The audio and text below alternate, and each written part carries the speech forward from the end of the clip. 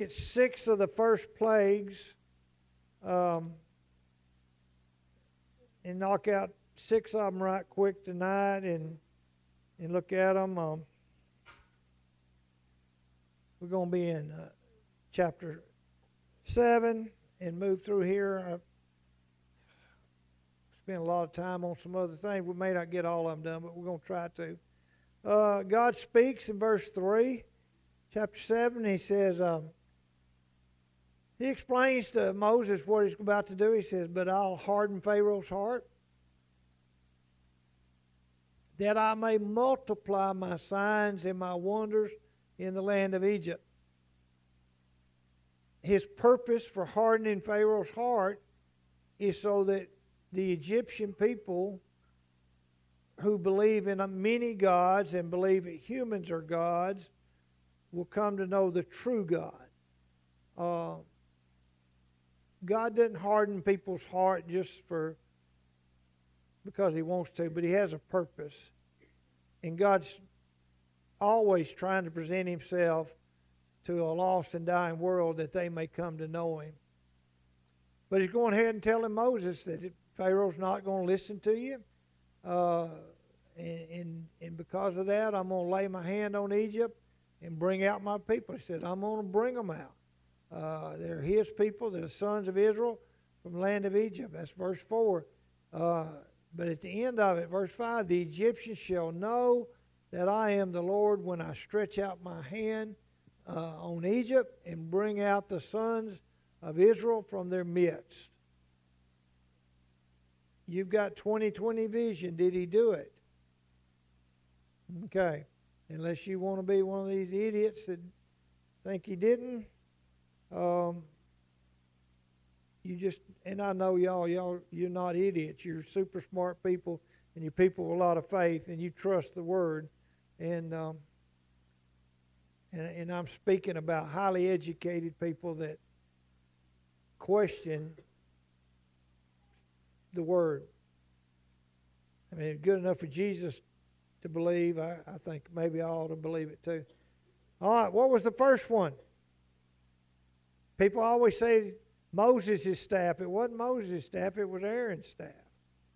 And Aaron threw his staff down. It became a serpent. And that was the sign that God had shown Moses with His staff up on Mount Sinai.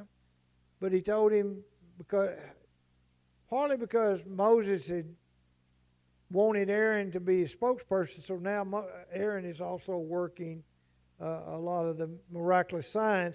So he puts his staff down. It becomes becomes a snake. And then Pharaoh calls to the sorcerers and then the Egyptian wise men. And what do?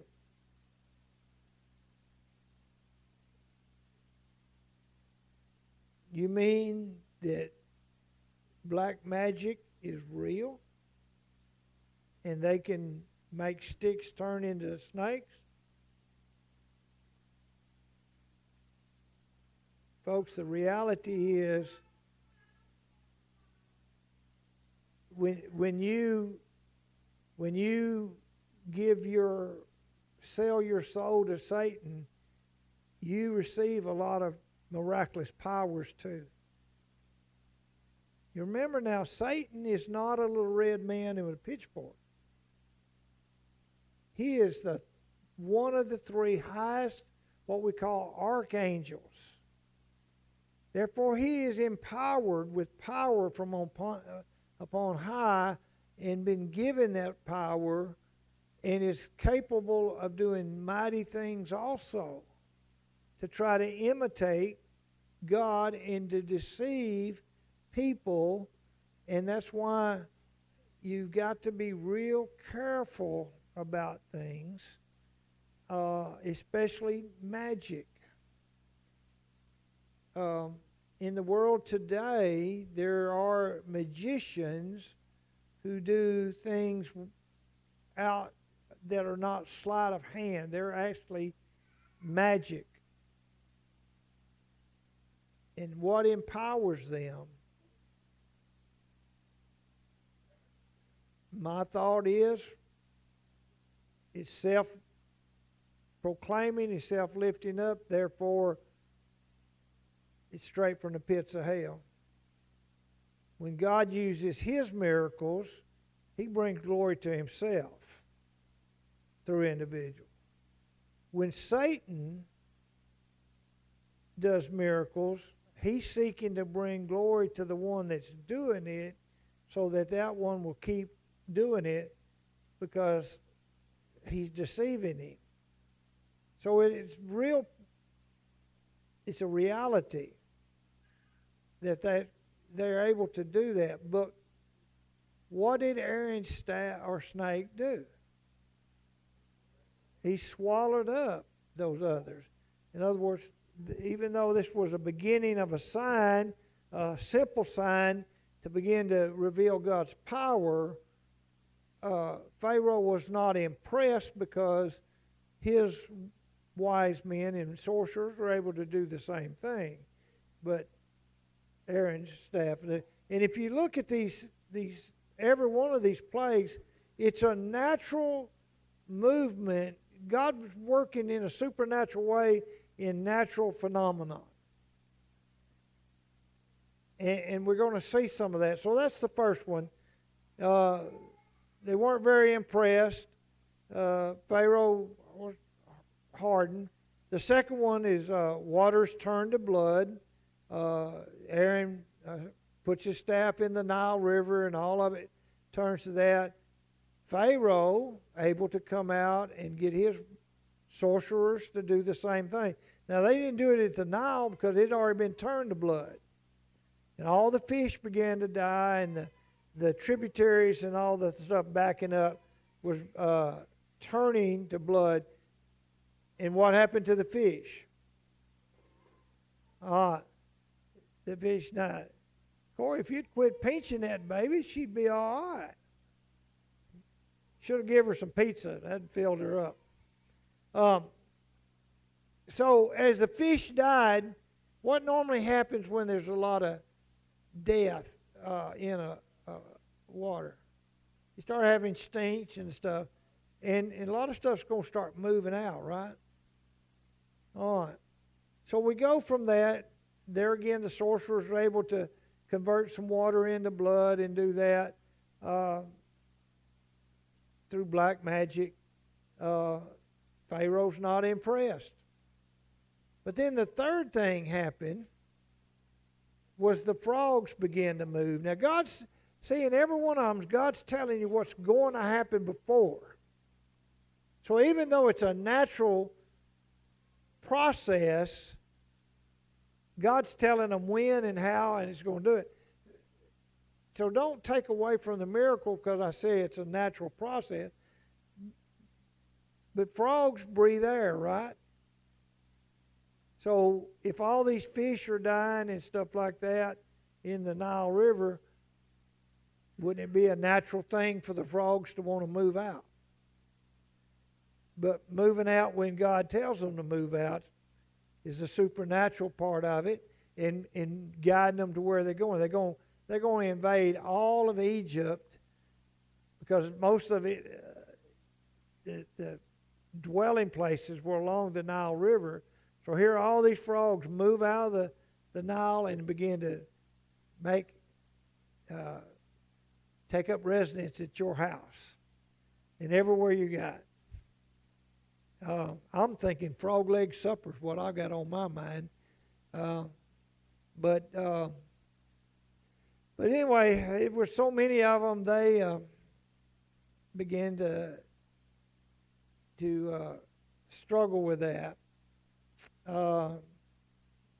Chapter 8, he talks about, if you refuse to let them go, behold, I will smite your whole territory with frogs, and I will swarm with frogs, which will come up and go into your house and into your bedroom and on your bed and anywhere.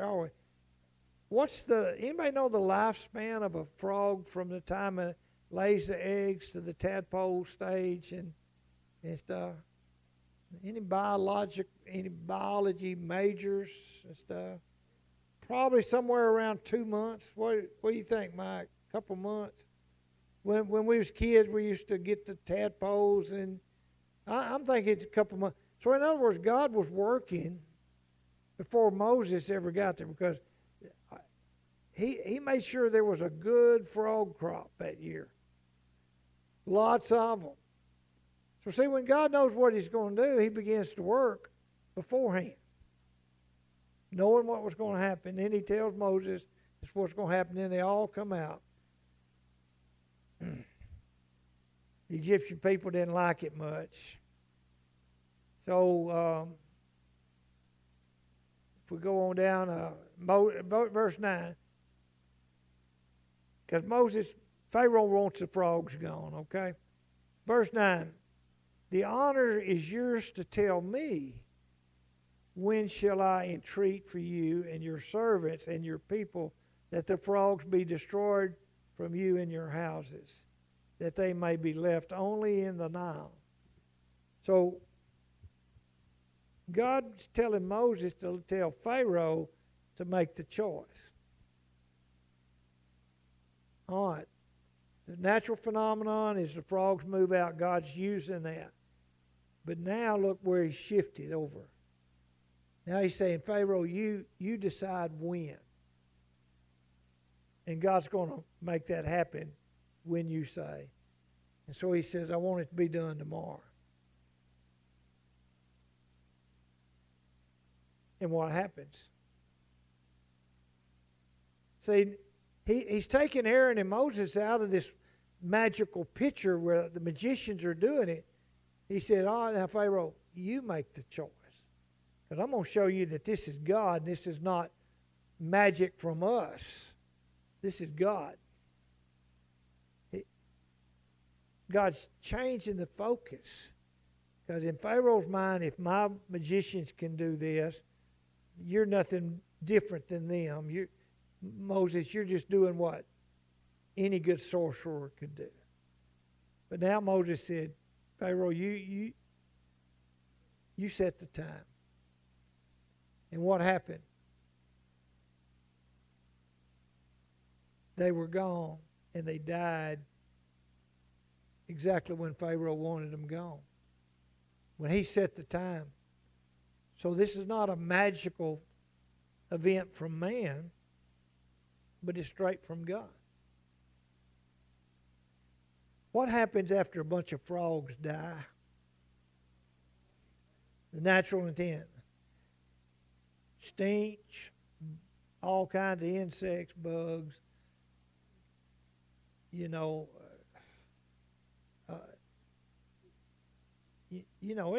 smells pretty terrible when one animal gets run over on the road. It don't take long. It begins to get pretty rank. Can you imagine frogs dying everywhere you look? What it would smell like? Yeah. And so the next plague is the insects. But there again, God sets the time. And he goes to Pharaoh, tell Moses, go to Pharaoh, tell him, I'm finna to have all kinds of insects come upon you if you don't let them go. Got rid of the frogs. This little deal is over with. And here come the insects. Verse 16. Say to Aaron, stretch out your staff, strike the dust of the earth, that it may become gnats through all the land of Egypt. Now, folks, in Egypt, all the pictures I've ever seen, there's lots of sand there. Now all of them are going to become bugs. And I don't know about you, but I despise gnats swarming around my head. And everywhere you look. Went down there where Mike and Nancy was camping, and bugs was chewing them up, and Judy was all chewed up under her neck, and that. See, was it your back of your hood that was, or was Judy's? Is Judy took a picture of all kinds of bugs. I'm thinking, boy, this is terrible. But all these insects are now all over everybody. God's still trying to get him to wake up. And he finally begins to relent. And he says, I'm going to let you, in verse 25, he said, go sacrifice to your God within the land. What had Moses been asking for? How far did he want to go? 3 days out. He wanted to get outside the borders of Egypt to do it. Pharaoh finally relents and said, go, but you got to stay within the land. Moses said, no, we got to go 3 days out, because if we honor God and do what we're supposed to, your people are going to take offense and they're not going to like what's going on. This is trying to negotiate with God. Folks, let me tell you, that's a losing proposition. You don't negotiate with God. You don't have any bargaining power. God says this is the way it's going to be, that's the way it's going to be.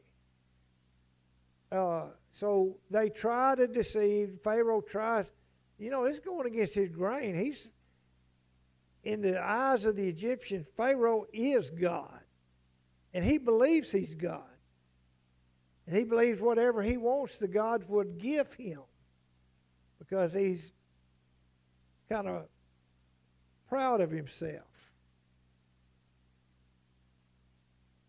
So he doesn't let them go, because he only wanted to let them go part way. Verse 27, Moses said, we must go 3 days' journey into the wilderness and sacrifice to the Lord our God as he commands us. You see, Moses is not being fooled by making any deals either. He spent 80 years growing, and he spent just a few weeks and months now knowing God, but he's learned one thing. You stick to what God tells you to do, because that's your faith. You don't surrender, you don't make deals with the devil himself. Because I'm telling you, Pharaoh is a symbol of Satan and the battle that's going to come in the last days. That there is a process that we're going to go through, and Satan's going to try to do his best to make deals with God and to make deals with God's people to back away. And he's going to give you legitimate excuses.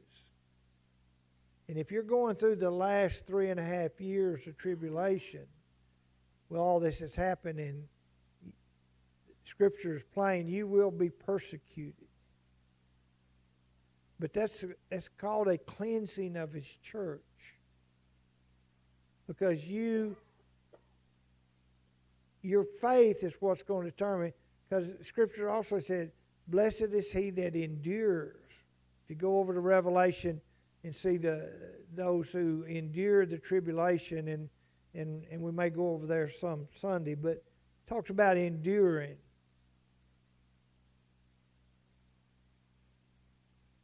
A person with just a little bit of faith and not knowing enough about who God is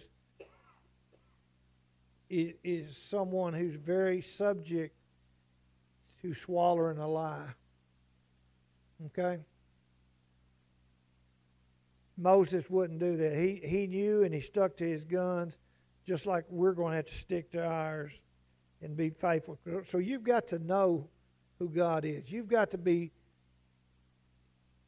have such a relationship with him that your certainty of what he's telling you to do is unquestionable. And this is where a lot of people struggle.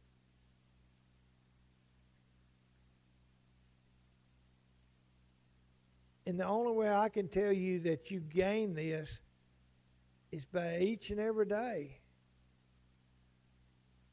rising up and doing everything God tells you to do.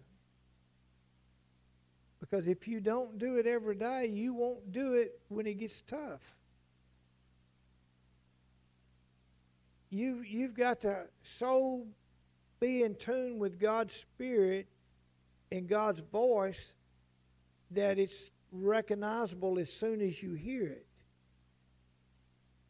so that you're able to stand up, because they come to you and they tell you, if you don't take this number,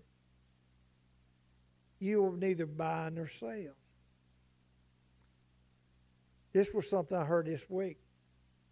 BlackRock, or Blackwater, or BlackRock, one of the big investors, handles twice as much money as the IRS. So I don't know how much that is. They're already putting pressure on the U.S. government to go to digital currency. It will be some kind of computer deal. Folks, now this is why I'm telling you why I think we're already in the tribulation. When you look at the tribulation period, that happens at 3.5 years into the tribulation. And now we're seeing it rise up throughout the world today, and major financial groups are pressuring the U.S. and others to go this route. This younger generation right now, very few of them carry cash. They have already gotten so... How many of you in here... Don't raise your hand because somebody may be seeing it. How many of y'all do your banking business on your phone? Quite a few of you. See, you're already being programmed to do it, and you're the older generation. What about these 20-year-olds? It's so easy. I can just do this and pay bills and all that. And it's a convenience. But what does it do? It begins to change the whole mindset that whatever's convenient must be good. So the more convenient it is, the better it must be. All right, part of the problem is identity theft, right? That's a big deal, identity theft. Somebody stealing your identity. Well, what better way to stop identity theft than saying, let's put a chip in your hand or your forehead that operates off you, and if you die or it's taken out, it doesn't work. So why don't we do this with this digital currency, put that in there, and we've eliminated billions of dollars being stolen in identity theft. Boy, wouldn't that be a good deal? Okay. See, it's being sold as a convenience and something there. It's not going to be this fearful number 666 that nobody wants. It's going to look and appear as something beautiful, just like all these things we see here. And God's going to come back and bring that wrath upon it and stuff. So you've got to listen to God every day so you can discern truth, just like Moses did. He didn't sway, he didn't move. So anyway, we have the insects, still wouldn't do it. Chapter 9, the cattle begin to die. And folks, this is getting serious. The cattle dying. Can't explain it. But, you know, people's livelihood, their food source is being taken away from them. And you think the frogs stink. Thousands of head of cattle dying around. And Egypt was not known for a lot of cattle, especially cows. So whatever they had, that was their milk. Some of them were cattle used for labor to plow with. They did a lot of oxen and things like that. So now your cattle's dying. You can't plow the field. You're not getting your milk for your baby. And you know, so even if you take out the beef, I don't know that they ate a lot of beef, but their cattle was a stay for them, a part of that. It's like you taking away your tractor and stuff. I mean, how do you farm when you're trying to farm to do all this? How do you get by? I mean, you don't go to Walmart and buy a gallon of milk. You got it right there. So 6 of these plagues begin to move, and they progressively got a little worse, and they begin to follow a natural tendency of moving up to the place of great death. All to try to bring Pharaoh to a place of acknowledging God as the only God. And that's all really God was trying to do, is make him understand who he's fighting against.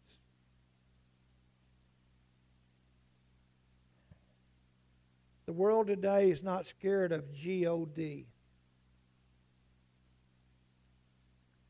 Do you believe in God? Most of the world say, yeah. Yeah, I believe in a greater power. I believe in the man upstairs. I believe there's something out there. Yeah, I believe. You call him God, I call him this. No, I don't want you to tell me you believe in what you think is God. Do you believe in the God of the Bible? Do you believe that everything in Scripture is truth? Do you believe that He has the power to protect you and take care of you and lead you and guide you? Do you know this God? Not do you believe in a God? Man, there's people say, well, this here, I'm going to worship this platform. Man made it. Look at this. This is going to be my idol. This day and time, it's just about enough people liable to do that. Look what we do to our sports people and our actors and boy, I'm a little scary on calling some of them actors and actresses, but TV people, fame and fortune. Do we not set them up as gods? People worship Him, fall down, do whatever it takes, line up for long periods of time just to go see somebody in concerts, and little girls and boys want to imitate them.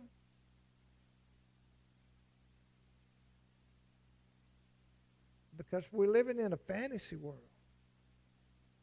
And they can say, yeah, I believe in God. There's one, there's one, there's one. I want to be like, I don't know. I'm still living in John Wayne, and I still watch them old westerns and stuff like that, and old war movies. I mean, most people I watch are dead and gone. So I couldn't tell you who's anybody today that's alive, but our kids can. They listen to their music. They listen to their teachings. They follow them because all that must be good. They've got money. They've got fame. Everybody knows who they are. Look how happy they are on stage. Robin Williams was a great comedian in my day, and every time you saw him, he's like me, he was making jokes and laughing and all that. But what did he do? Committed suicide. Why did he commit suicide? Because he was unhappy. Made a living making other people laugh, but he couldn't make himself laugh. He was miserable.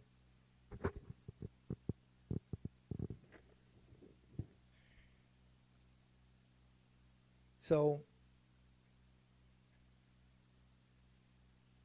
anything can be a God. So you better know the one true God, the God of the Bible. In 2006, the next four get a lot worse. And eventually they let him go. But then he changed his mind, chases after him. But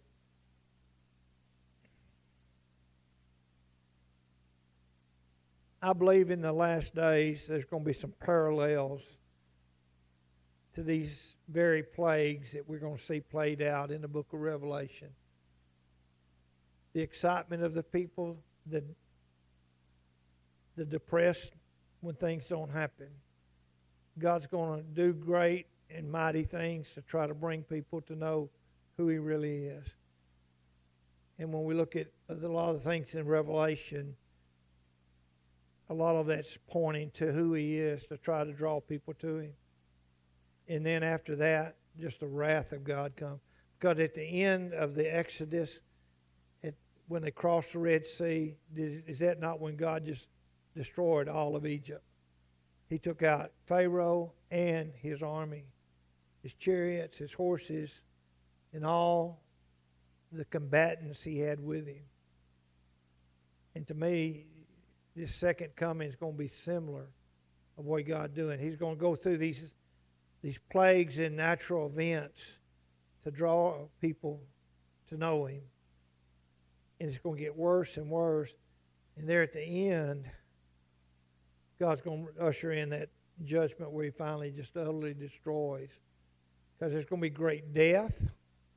When we go over to the second bowl in Revelation, there's great death unleashed and various things. Now, the first 5 or 6 are not, they're bad, but they're not that. But at the end, God just unleashes death.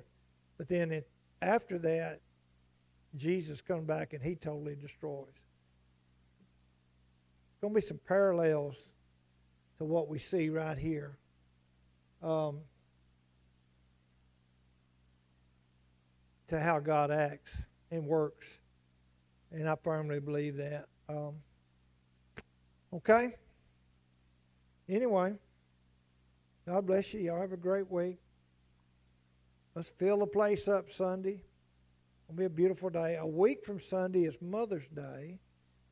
We've got a couple baptisms coming up then, and we want to honor mothers, recognize it, because,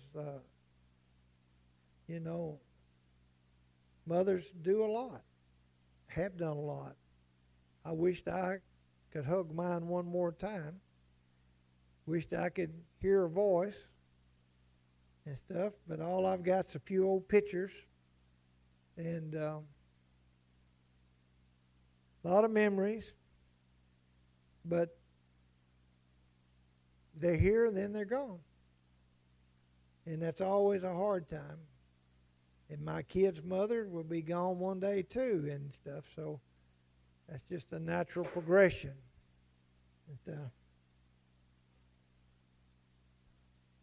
All right. Let's close in a word of prayer. Father, thank you for loving us, caring for us. Thank you for the people that are patient enough to listen to me, and I pray they grasp something from this and begin to understand that everything you do, Father, is drawing people to you and showing them who you are. You're going to glorify yourself even in these days, just like you did here. And we just want to be used by you, Father. But we need to grow our faith. We need to be attentive to your word and be busy about doing what you've called us to do. So prepare us for each and every day for your coming so that we're ready, Father. We ask in Jesus' name. Amen. God bless you. Have a great week.